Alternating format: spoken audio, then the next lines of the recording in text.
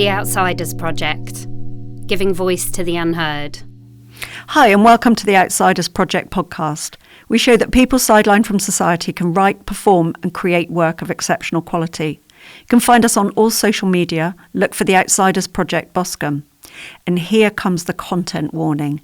It's outsider art, so thankfully it always has strong content. I'm Nell Leyshon, the artistic director of the project, and today I'm talking to one of our artists, Gary Krishna. Thanks for joining me, Gary. I wanted to start asking you how you came to performance, or how you came to performing and writing with the Outsiders Project.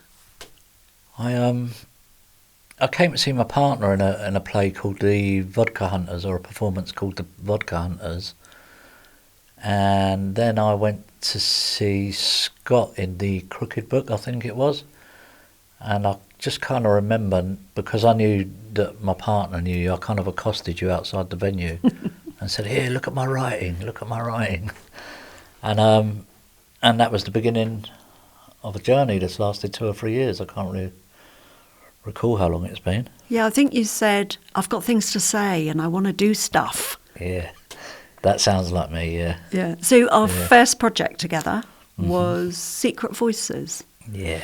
So tell me about that. Wow. So from having some stories in my head that really had depth and weight for me, they were meaningful, and I kind of had, in my writing, I've kind of got a running theme that is keeping some memories alive of some people that were very special to me, and Secret Voices was partly that, and owning my experiences and doing it in front of an audience and to a professional standard. So from these little scribbles and ideas I had made from attending your workshops and coming in the theatre regularly, and you know, I hope you don't mind me saying, we went to see some established poets and stuff recently, and I've not attended many of those things, if any, and I found that, this sounds really snobby from a really common person, I found that our writing was to a much better standard, but I don't believe it was like that originally. I believe we've learnt that, and we've learnt some really, really valuable skills that at the moment I want to explore. And it's like having something, but we've got real life as well. We've got jobs and partners and, you know, stuff to get on with. But really, if I had a chance, I'd sit down and just write. Yeah, what the project has to do is sort of understand that we've all got lives. I mean, me included, because I've got my writing life as well, which is separate, and sort of work out how we support you to find your voices. But I want to take you back, because I think there's something really interesting here, which is, as you said, you came to me saying, I've got something to say, and you had this head full of stories. And you went from that to then performing on a stage at, as you say, a really, really high standard of beautifully written and delivered pieces. And I think it would be really valuable to us just to sort of recreate how we got there, because I'm astonished as well by, you know, the progress that you've made, really, and just these amazing leaps, which have been very beautiful to watch. So when you first came to me, I think we were sitting in a room, weren't we? And you said, with boxes. Yeah. So we had pieces of paper on the table. And I remember I was literally, it's something that I do as a structuring exercise, because I kind of think as writing like spaghetti in our heads. It's really confused and muddled, isn't it? And you need to make it clear. So one way is to make a very clear structure that you put the spaghetti into, if you like, so it doesn't get tangled. So we were drawing boxes, and I would say to you, right, this is the beginning box. These are the boxes as we build up the story. And you would then put words. I think we even said you don't have to write full sentences into the boxes. Then we would take a box at a time and then sort of, you know, build it up. To be fair, I'm still doing that. Are you? I still do that, yeah. And yeah, it was just like all this stuff in my head that had been there for years. And it was like a spaghetti, and it's focusing on one bit, because I can write a paragraph of one story and I'm already on to another story in my head. And it's really hard to focus on. I find it really hard to focus. And and having years and years full of pent up stories in your head, they just want to come out. Yeah, it is a question of just getting them out. And what's so amazing is that you did the boxes, then that developed into a script. But I think I was sitting next to you while you were writing it, and you were dictating it to me. We've always had that ability to sit next to each other, and you as my secretary. Yeah, me as your secretary, exactly. Leyshon Secretarial Services. So you'll actually read the story out to me, and I'll type it up, and then we'll kind of shape it. The rules of the project, as you know, is that I'm not allowed to edit the work unless you're with me, and I can never put words in. We can take words out together, but only you can put the words in. So what's so amazing is, and it's really important to say this for other people as well who might be listening to this, who want to get their stories out, is you've gone from that to now actually just being able to sit down and just write. Yeah, I mean, that's the idea. I mean, I'm one of these people that I know I can do it because I've done it. My experience shows me I can do it. However, I can write something and immediately I'll say it's rubbish. So yes, I know I can, and you're right, I can sit down and write. For some reason, there's still always self-doubt there, which is all okay. It's a driver to make the work better. But what's really important, and I became aware of as we were talking, is that sometimes I'll be FaceTiming Ninon in Spain and sending Simon emails and coming in and collating everything together, and that's been invaluable. There's always some form of expertise about what I see as expertise that we can draw on, and it's extra special because it hasn't cost me anything as well. Well, that's the idea. You know what I mean? I mean, that expertise is to support you, but they don't do the writing for you. So no. I think sometimes when people join the project, they think the writing comes out because they're supported, but all we're doing is actually believing in you and helping you see it for yourself. And I think the thing that you're talking about when you're writing a first draft and then you say, oh no, it's absolutely rubbish. Actually, what you're doing is working like a professional writer, because your first draft, you're saying it's not good enough, I need to rewrite it. And writers realise that there's no such thing as writing, there's only rewriting. So, one draft is never enough for any writer. So you carry on with that. So Secret Voices went into rehearsals and you performed that in our theatre in the Round in Boscombe. I just wonder, Gary, do you mind if we just hear a little bit from Secret Voices, the bit that you read? That would be fantastic. Absolutely. Crack on. The Last Supper by Gary. Me and Dukes are tight, dressing as mods and going to Carnaby Street, starting to fight here and there with the skinheads. I look up to Dukes. He's 19 and really hard. I don't mind going into battle with him. I've just turned 17 and he's taken me under his wing. Couple of skins give me dirty looks? No problem. In goes Dukes. He knows life's shit for me at home, and I trust him with my secrets. When we bunk off school, we go to his mum's house, and he makes tea and toast before we change into proper clothes, and then we head out to war. If I don't have a cool enough Ben Sherman, he lends me one of his. Life's carefree and fun. We find ourselves on remand. Been here for 5 months waiting for trial. We're guilty as charged, guilty as fuck. Never own up to the pigs, make 'em work for their convictions. I share a cell with Dukes. Thank God for that. He's the same in here as he was out there, protective. We wind each other up in the cell, talking about girlfriends and music. We scuffle regularly over trivial things, but always end up laughing. He could kill me if he wanted, but he lets me slap him a few times just to be fair. When we walk down the landings, there's occasionally confrontation with the other youths. I never need to worry though, people never fuck with Dukes, and when they do, he deals with them swiftly. We're back in our cell. Gar, what do you reckon if we plead guilty, mate? I pass him back the roll-up we're sharing. Nah, mate, we can't do that. My family have been working on this defence. Not guilty all the fucking way. Not guilty, all for one and one for all. Time passes and we become mischievous, so much so we're separated by the screws. I stay in cell 4 and Dukes goes to number 9. It's only 5 cells away, but it feels like miles. I'll get used to it and settle down. meeting Dukes for exercise, breakfast, lunch and tea. Occasionally the monotony being broken by Dukes being carted off to isolation for fighting. It's evening dinner time and I stop by his cell to go to the dining hall together. Safety in numbers. On our way, Dukes is quiet. I wonder if I've done something wrong. You all right, mate, I ask. Yeah, I'm cool, he replies and gives me a playful jab to the arm. We cuss each other all the way to the dining hall. It's Sunday, and Sunday means shit evening meal. Corned beef, a slice of cheese and salad, a cup of tea and a choc ice for after. We sit down and I tuck in. I glance up and notice Dukes ain't eating. You not eating that, I ask. Not hungry, he replies and slides the tray over. I don't need no encouragement. The food might be shit, but so is being hungry. On the way back to our cells to get locked up until morning, I'll tell him I've got a roll-up for him in my cell. It's cool, you have it, he tells me.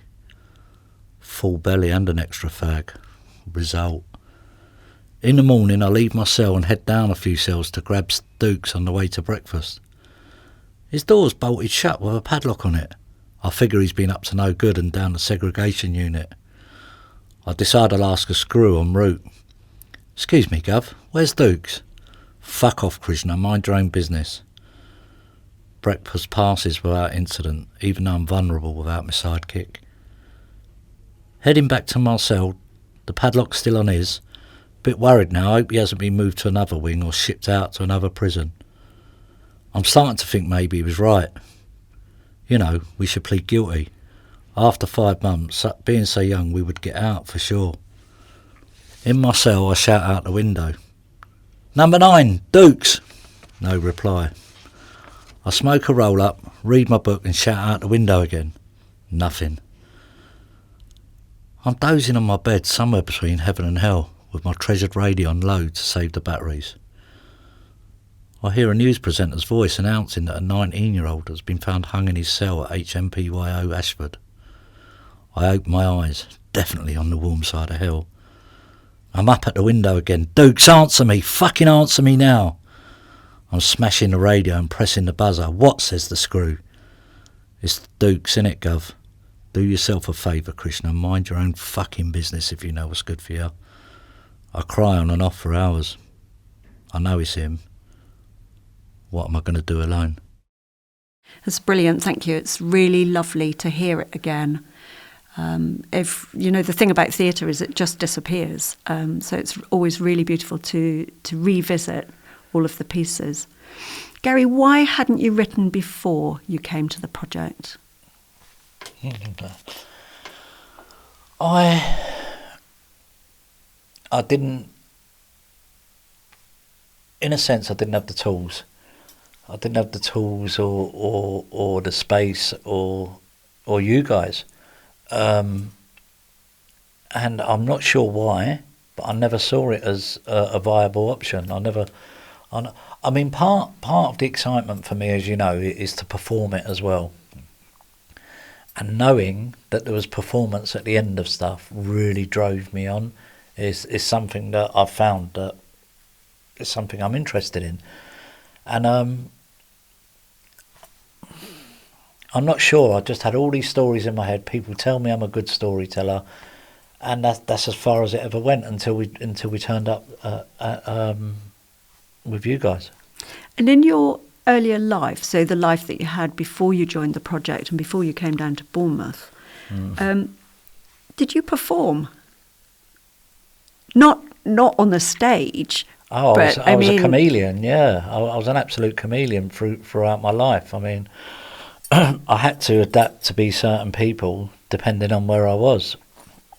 But I think for me, and reading and looking at something that interests me, is massive drama. I was caught up in lots of drama all my life. And somewhere in amongst all the chaos, I knew that these would make good stories.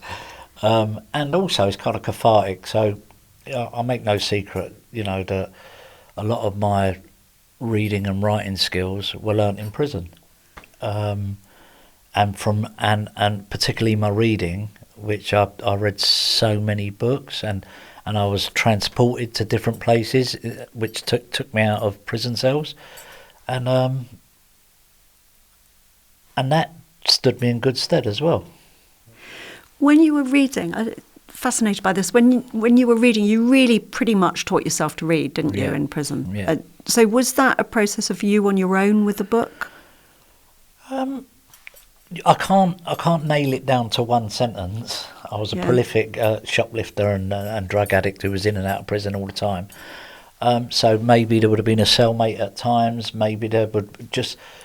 I must have had some beginning of, like using the syllables, the edge, stuff like that. And it started from that. And then if I didn't understand something, I'd be quick to ask. Yeah. Or I'd skip a word, read the next page, and the context would tell me what I couldn't understand from the page before, stuff like that. Like detective work, isn't it? Yeah. And how did you manage to leave school without being able to read? I kind of went in the care system, and before school leaving age, I ended up in custody centres and stuff. Okay. So it all happened at a very early stage. And did you meet a lot of people in prison who couldn't read? Oh, yeah. Yeah. It's a hell of a lot of people. I mean, there was sometimes, and I'm not sure if I did this myself, but sometimes you'd get people saying, "Yeah, mate, I'll give you a couple of roll-ups. You read my letter for me," stuff like that. Yeah. Yeah, something very moving about that, isn't there? Yeah. And I think it really affects our self-confidence because we live in such a literate society. We need to be reading letters and texts and everything. We read all the time.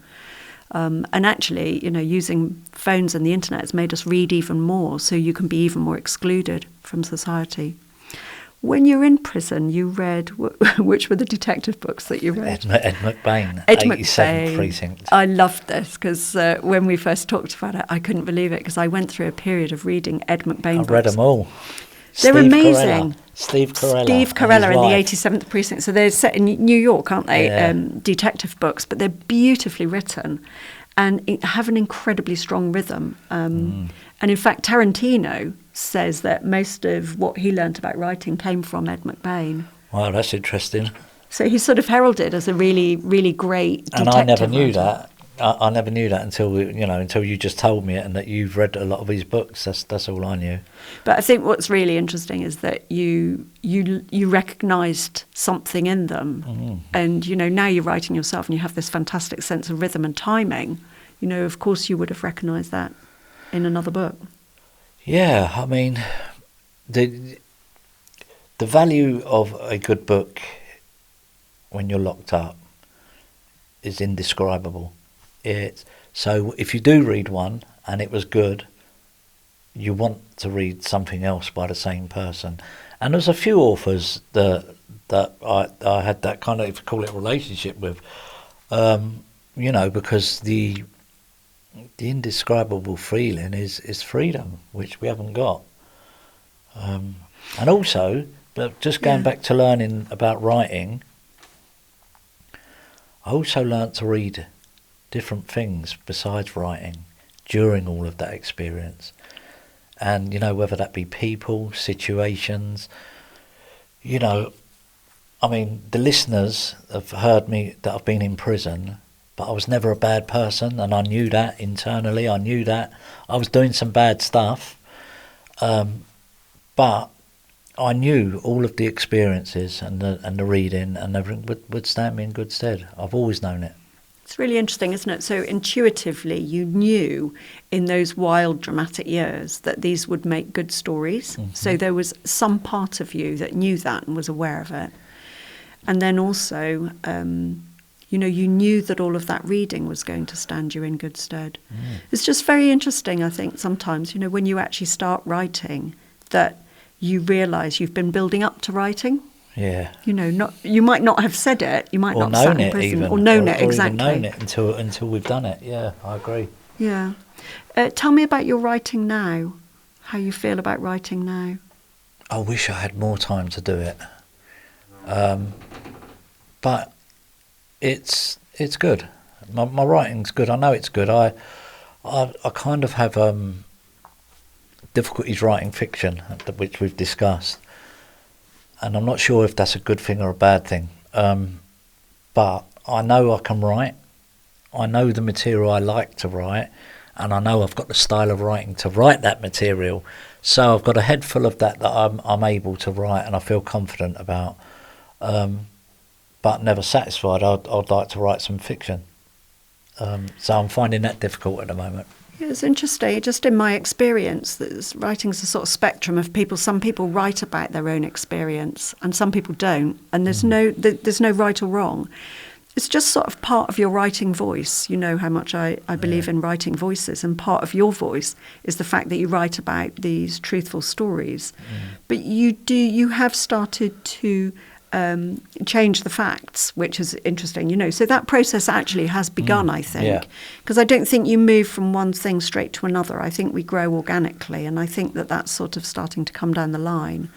I think probably the stories you've got are so good they're irresistible. I can't answer that. What I can say is, you're right about there's a gradual process. So I'm writing some stuff at the moment which is fictional. However, I've been in a lot of situations that the characters are in, that I'm writing about are in. So, it's a transference slowly. So it's completely informed by your experience, isn't it? Yeah. Yeah, but exactly. And I think it gives it that authenticity and vulnerability as well, which I like to own when I'm writing. Yeah, I agree, because I think when you're writing fiction, you're drawing on feelings that you've had, experiences that you've been in, and you're sort of always running these parallels. You think, well, I felt like that, so if I magnify that feeling that I had, then that's the feeling that person must have. It's all sort of detective work in a way, isn't it? Steve Carella detective work. Yeah, and going back to your people watching as well. What are you hoping to go on and do next? I think it's organic, and I'm gonna just let it go. I've learned through my own experience that expectations are not the best guides.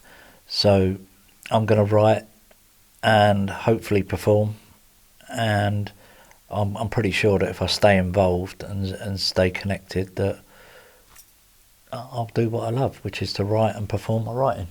Yeah, brilliant. And we've got one amazing project in process at the moment that we're working on, where you're going to be actually performing and taking a show into prisons and doing a tour. There is that as well, which is which is amazing. It's I couldn't have dreamt of a better gig, if you like. So from drawing in boxes, I'm going to be getting paid to go into prisons and perform some of my stuff and I think, and other stuff. Yeah, and I think it'll be so powerful that you're the person who goes back into a prison and performs in a prison.